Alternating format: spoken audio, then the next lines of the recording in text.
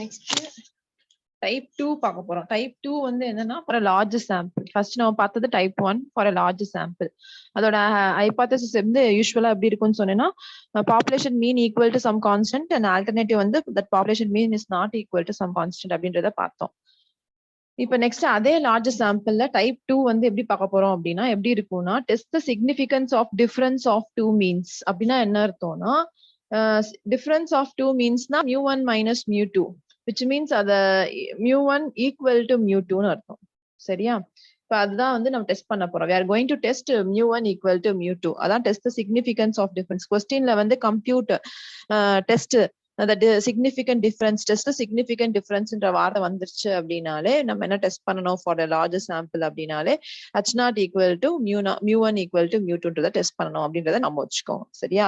அந்த வார்த்தை ரொம்ப முக்கியம். சிக்னிஃபிகன்ட் டிஃபரன்ஸ் ஆஃப் மீன்ஸ் அப்படின்னா என்னன்னா we have to test h0 is equal to μ1 equal to μ2 அப்படின்றத டெஸ்ட் பண்ணணும். அதான் ஃபார்முலா, அதான் நல் ஹைபோதசிஸ். இந்த வார்த்தையை பார்த்தோன்னே இதை ஞாபகம் வச்சுக்கோங்க. இதுல வந்து பாத்தீங்கன்னா 2 சாம்பிள் சைஸ் இருக்கும்பா. இந்த மாதிரி சிக்னிஃபிகன்ட் டிஃபரன்ஸ் ஆஃப் 2 மீன்ஸ் அப்படின்னாலே சாம்பிள் சைஸ்ல இருந்து வந்ததுதானே மீன்ஸ். 2 மீன் அப்ப 2 சாம்பிள் இருக்கணும்ல. ஃபர்ஸ்ட் சாம்பிள் சைஸ் n1 எடுத்துக்கிறோம், செகண்ட் சாம்பிள் சைஸ் n2 எடுத்துக்கிறோம் ஃப்ரம் த டிஃபரண்ட் 2 பாப்புலேஷன். சரியா? அதோட மீன் வந்து μ1 அண்ட் μ2.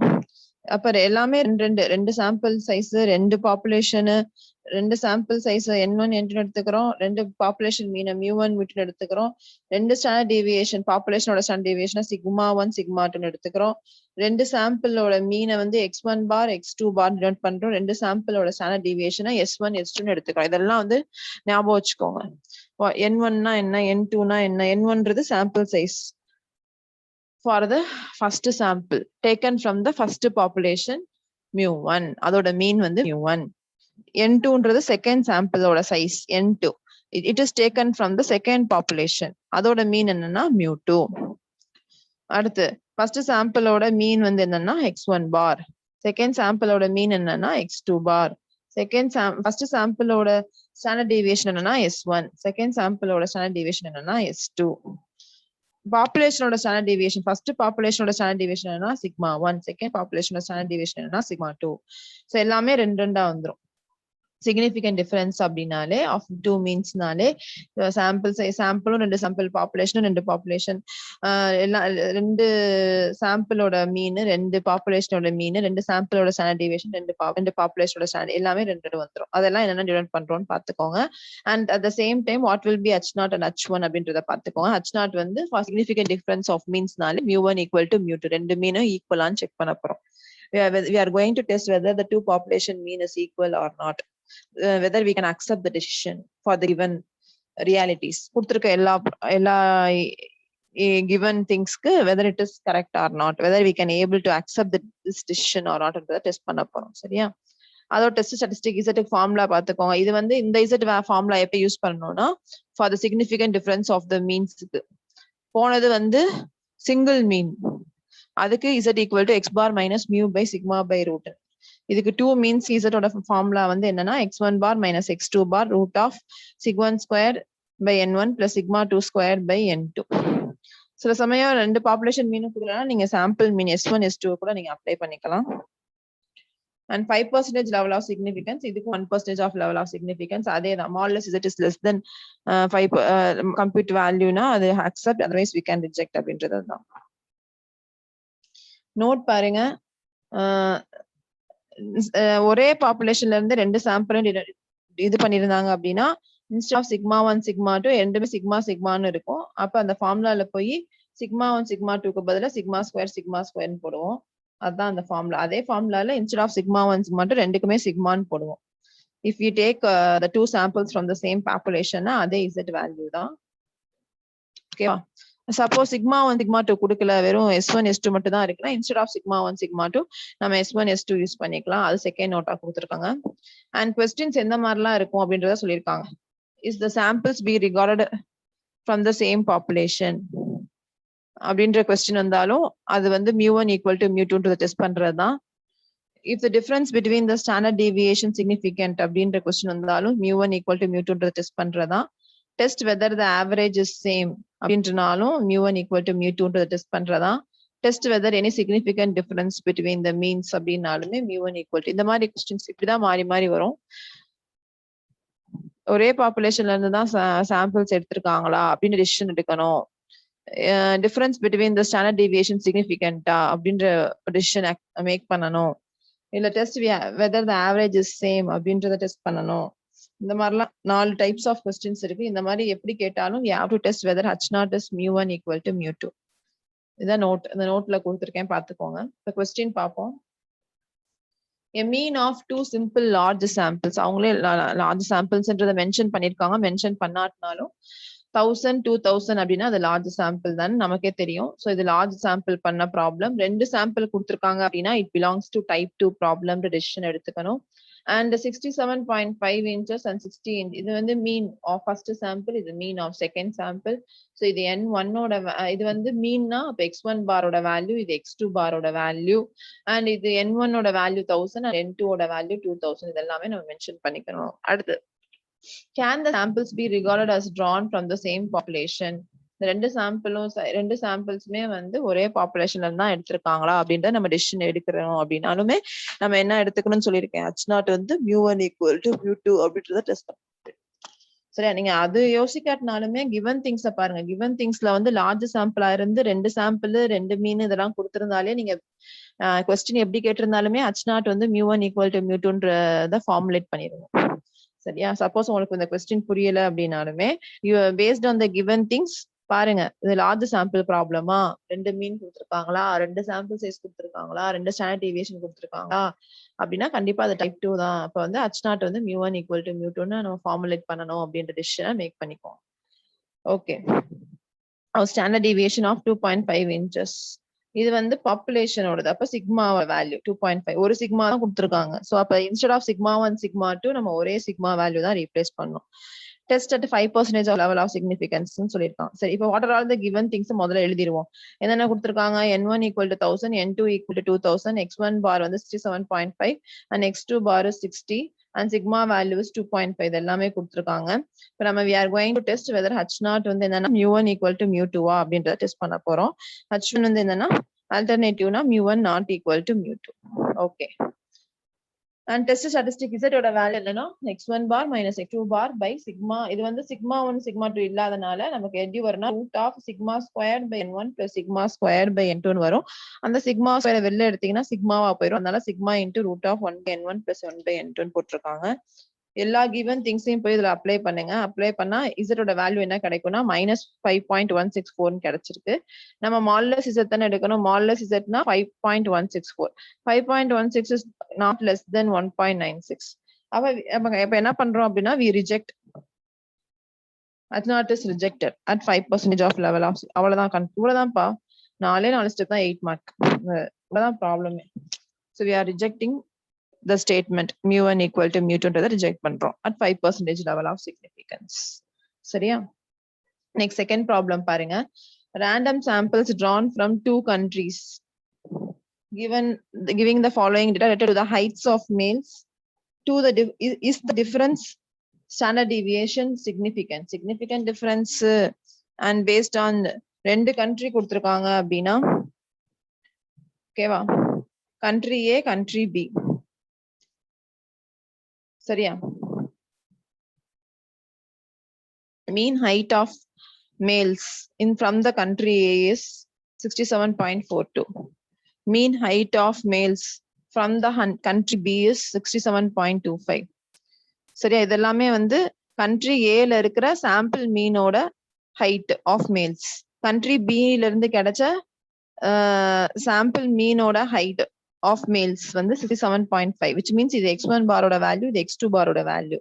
அதே மாதிரி இது s1 ஓட வேல்யூ, இது வந்து s2 ஓட வேல்யூ. இது கண்ட்ரி ஏல இருந்து எத்தனை சாம்பிள் எடுத்திருக்காங்கன்னா 1000 மேல் சாம்பிள்ஸ் எடுத்திருக்காங்க. கண்ட்ரி பி ல இருந்து எத்தனை மேல கலெக்ட் பண்ணிருக்காங்கன்னா 1200 மேல்ஸ் வந்து எடுத்திருக்காங்க. ஃப்ரம் திஸ் 1000 மேல்ஸ், இந்த 1000 மேலோட ஹைட்டோட மீன் ஹைட் வந்து இது, இந்த 1200 மேல்ஸோட மீன் ஹைட் வந்து 67.25. அப்ப N1 கொடுத்திருக்காங்க, N2 கொடுத்திருக்காங்க, X1 இந்த மாதிரி ரெண்டு சாம்பிள் கொடுத்திருக்காங்க அப்படின்னாலே ஆப்வியஸா h0 வந்து mu1 equal to mu2 அப்படின்றத நம்ம டிசிஷன் எடுத்துக்கணும்.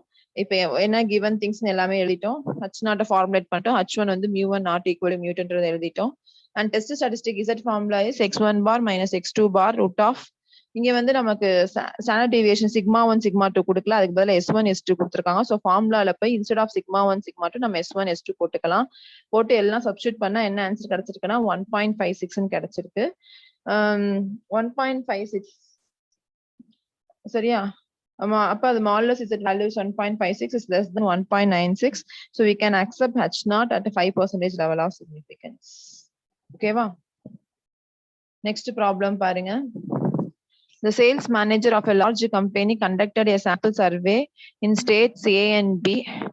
ரெண்டு sample எடுத்திருக்காங்க. State A ஒரு sample, State B ரெண்டாவது sample. Of taking 400 samples in each cases. ரெண்டுலயுமே ஸ்டேட் ஏலயும் 400 எடுத்திருக்காங்க, ஸ்டேட் பிலயும் 400 சாம்பிள்ஸ் எடுத்திருக்காங்க. அப்ப N1 400 N2 400 நமக்கு. அது என்ன ரிசல்ட் வைஸ் given below அப்படின்னா ஆவரேஜ் சேல்ஸ் அதாவது 400 சாம்பிள்ல இருந்து அந்த 400 சாம்பிள்ல இருந்து அதோட ஆவரேஜ் சேல்ஸ் ஃப்ரம் ஸ்டேட் ஏ 2500 அப்படி எடுத்திருக்காங்க. ஃப்ரம் ஸ்டேட் பில வந்து 2200 which means இது x1 bar value, இது x2 bar value. இது s1 value, இது s2 value. So given things எல்லாத்தையும் எழுதிக்கோங்க. What is x1 bar, x2 bar, s1, s2 and n1 இங்க ரெண்டுமே வந்து ரெண்டு ஸ்டேட்லயுமே same number of samples எடுத்திருக்காங்க. So n1 equal to n2 equal to 400. So we are going to test h0 வந்து mu1 equal to significant difference. அவங்களே கொடுத்துருவாங்க test whether the average sales னா mean value test பண்ணுங்க. mean value is same on test பண்ணுங்க, which means mu1 equal to mu2 on test பண்ணுங்க. டைரக்டாவே क्वेश्चनல கொடுத்திருக்காங்க. ஆவரேஜ்னா mean sales is same அப்படினா mu1 equal to mu2 on test பண்ணுங்க அப்படினு அர்த்தம். So h0 வந்து mu1 equal to mu2 on test பண்ணுங்க at 1% level of significance. Suppose இது கொடுக்காதனாலுமே from the given things it belongs to type 2 of large sample அப்படினு நம்ம எடுத்துட்டாலே h0 இப்படி form பண்ணி நம்ம செய்ய ஆரம்பிச்சிரலாம். given பார்க்காம क्वेश्चन பார்க்காமலே h0 வந்து mu1 equal to mu2, h1 வந்து mu1 not equal to mu2. Test statistics நமக்கு givenல s1 s2 இருக்கனால instead of sigma1 sigma2 formula s1 s2 போட்டு கண்டுபிடிச்சா 8.82 ன்னு கிடைக்குது. அப்ப modulus z value is 8.82. கண்டிப்பா இது வந்து not less than 2.56. 2.56ன்றது 1% level of significance. Question நல்லா பாருங்க. 5% லெவலா 1% லெவலான்னு பார்த்துட்டு செய்யுங்க. 5%னா 1.96 கம்மியா இருக்கணும், 1%னா 2.5க்கு கம்மியா இருக்கணும். சரியா? கண்டிப்பா 8.8 is not less than 2.5. So reject h0 at 1% level of significance. ஓகேவா? இப்போ லார்ஜ் ஃபுல்லா முடிச்சிட்டோம். Next we are going for small sample test. small sample testனா sample size n வந்து எப்படி இருக்கணும்னா less than 30 இருக்கணும். சரியா? இப்போ அதுக்கு பேரு டி டெஸ்ட் அப்படின்னு சொல்லுவாங்க. ஸ்மால் சாம்பிள்ல நிறைய டெஸ்ட் இருக்கு. ஃபர்ஸ்ட் நாம பார்க்க போற டெஸ்ட்க்கு பேரு T test. when the sample size is less than 30 அதுக்கு ப்ராப்ளம் வந்து it belongs to small sample problem. அதுல type 1 we are going to test பேர் என்னன்னா டி டெஸ்ட். அதோட ஃபார்முலா என்னன்னா x bar minus mu by s by இது s bar s by root of n minus 1 s by root of n minus 1. இதான் formula for T test. T test வந்து எப்பயுமே எங்க use பண்ணனும்? only for the small sampleக்கு தான் இதை use பண்ணணும். ஞாபகம் வச்சுக்கோங்க. லார்ஜ் சாம்பிளுக்கு இந்த ஃபார்முலா அது z equal to x bar minus mu by sigma by root n பார்த்தோம்ல, அது லார்ஜ் சாம்பிளுக்கு யூஸ் பண்ண டெஸ்ட் ஸ்டாட்டிஸ்டிக். இது ஸ்மால் சாம்பிளுக்கு யூஸ் பண்ற டெஸ்ட் ஸ்டாட்டிஸ்டிக். இதுக்கு பேரு டி டெஸ்ட் சொல்லுவாங்க. So t equal to x bar minus mu by s by root of n minus 1. இதுல டைப் 1 வந்து நம்ம அங்க டைப் 1 பார்த்தோம்ல mu equal to some constant and h1 is mu not equal to some constant. அதே மாதிரி தான் இங்கேயும் test பண்ண போறோம். Single mean. we are going to test for a single mean, which means that mean is equal to some constant, whether that mean is not equal to some constant அப்படின்றது. h0 வந்து அக்செப்ட்னா h0 அப்படியே accept பண்ணிக்கிறோம். h0 ரிஜெக்ட்னா என்ன அர்த்தம்னா we are going to accept h1 ன்னு அர்த்தம். h0 reject பண்ணிட்டீங்கன்னா அப்படின்னா என்ன அர்த்தம்? h1 அக்செப்ட் பண்ணிக்கிட்டீங்கன்னு தானே அர்த்தம். அது மாதிரி. Okay okay. அண்ட் s ஸ்கொயர்டுக்கு ஃபார்முலா கொடுத்திருக்காங்க. s ஸ்கொயரோட ஃபார்முலா என்னன்னா summation of x minus x bar the whole square by n minus 1. and calculate the number. இதுக்கு வந்து degrees of freedomனு ஒன்னு கால்குலேட் பண்ணனும். v equal to n minus 1. இதுக்கு ஒரு டேபிள் இருக்கு. டேபிள் வேல்யூ நான் உங்களுக்கு வாட்ஸ்அப் பண்ணி விடுறேன். ஃப்ரம் த டேபிள் வேல்யூ நம்ம வந்து லெவல் அந்த வேல்யூ சூஸ் பண்ணணும். வித் ஒவ்வொரு ப்ராப்ளமுக்கும் ஒவ்வொரு டிகிரிஸ் ஆஃப் ஃப்ரீடம் கிடைக்கும். அந்த டிகிரிஸ் ஆஃப் ஃப்ரீடம் பேஸ் பண்ணி நம்ம level of significance value choose பண்ணணும். அந்த வேல்யூ வந்து டெஸ்ட் ஸ்டாட்டிஸ்டிக் டீக்கு லெஸ் தெனா இருக்கா அப்படின்றத பார்க்கணும். இந்த ப்ரொசீஜர் ஒண்ணுதான். நம்ம கம்ப்யூட் பண்ற டெஸ்ட் ஸ்டாட்டிஸ்டிக் வந்து less than that level of சிக்னிஃபிகன்ஸா இருந்தா வி அக்செப்ட் H0ன்றது நார்மல் ப்ரொசீஜர் தான். இது ஞாபகம் வச்சுக்கோங்க. எப்பயுமே இந்த கம்ப்யூட் டெஸ்ட் ஸ்டாட்டிஸ்டிக் கண்டுபிடிக்கிறோம்ல, அது வந்து less than the level of சிக்னிஃபிகன்ஸா இருந்துச்சுனாலே வி அக்செப்ட் H0. அது மாறாது. ஆனா அந்த லெவல் ஆஃப் சிக்னிஃபிகன்ஸ் வேல்யூ வந்து மாறும். அது ஸ்மால் டெஸ்ட் ஸ்மால் சாம்பிள் அப்படின்னா அது டிகிரிஸ் ஆஃப் ஃப்ரீடம் வச்சு அந்த வேல்யூ பார்க்கணும். அது எப்படின்னு சொல்லி தரேன். இது வந்து அப்ளிகேஷன் ஆஃப் டி டெஸ்ட். என்னன்னா அப்ளிகேஷன் அப்படின்னா we can able to test என்னென்ன டெஸ்ட்லாம் பண்ண முடியும் அப்படின்னா single mean which means mu equal to c இருக்கா இல்லையா அப்படின்றத டெஸ்ட் பண்ணலாம். Significant difference between two sample அப்படின்னா அதே மாதிரி தான் mu1 equal to mu2 இருக்கா இல்லையான்றதையும் டெஸ்ட் பண்ணிக்கலாம். இதெல்லாம் வந்து these are all the application of t test. அடுத்து அசம்ஷன்ஸ் ஆஃப் ஸ்டூடெண்ட் டி. என்னென்ன அசம்ஷன்லாம் எடுத்துக்கிறோம் அப்படின்னா நம்ம நார்மல் டிஸ்ட்ரிபியூஷன்ல இருந்து தான் பாப்புலேஷன் எடுத்துக்கிறோம் அப்படின்றதான அசம்ஷன் ஆஃப் டி டெஸ்ட். அப்புறம் சாம்பிள்லாம் இண்டிபெண்டா இருக்கான்றது ஒரு அசம்ஷன். இதெல்லாம் வந்து பார்த்துக்கோங்க. இதெல்லாம் கொஸ்டின்ஸ்ல MCQல கேட்கலாம். இதெல்லாம் பார்த்துக்கோங்க. ப்ராப்ளம் போவோம். Sandal powder is packed into packets by a machine. Sandal powder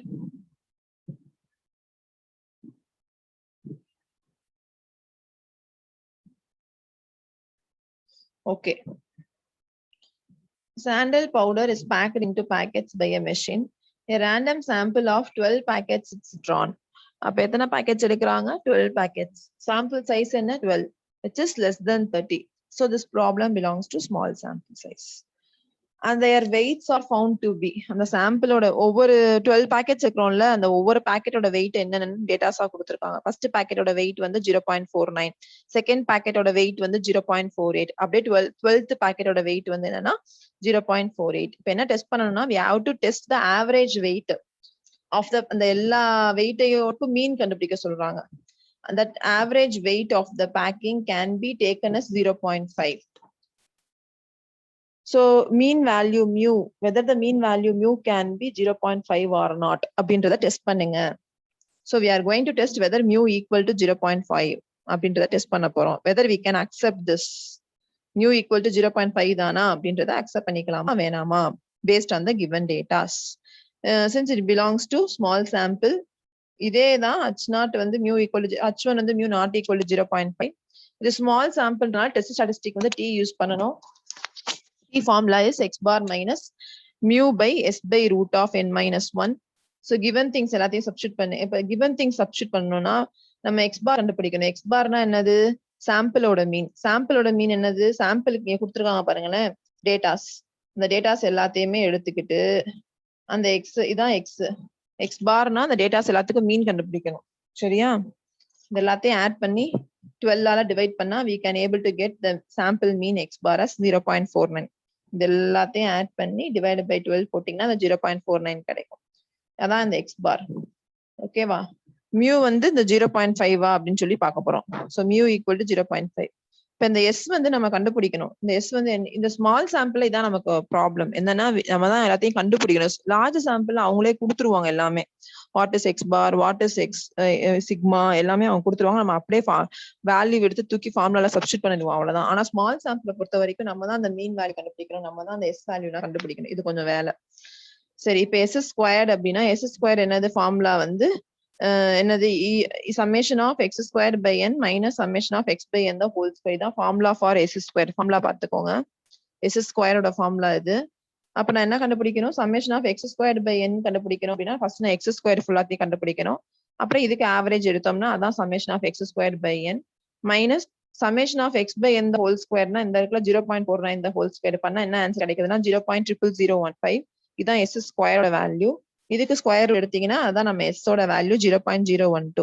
அந்த 0.012 தூக்கி போய் இந்த s க்கு பதிலா சப்ஸ்டிட் பண்ணனும். nன்றது 12 which means root of 11. எல்லாத்தையும் சப்ஸ்டிட் பண்ணா t க்கு என்ன வேல்யூ கிடைக்குதுன்னா -2.77 கிடைக்குது. சரியா? இதான் t ஓட வேல்யூ. நெக்ஸ்ட் நான் என்ன பண்ணனும்னா t டெஸ்ட்னா டிகிரிஸ் ஆஃப் ஃப்ரீடம் கண்டுபிடிக்கணும். டிகிரிஸ் ஆஃப் ஃப்ரீடம் வேல்யூ என்னன்னா n-1. n-1 னா 12 - 1 = 11. இப்ப 11 degrees of freedom table value பார்க்கணும்.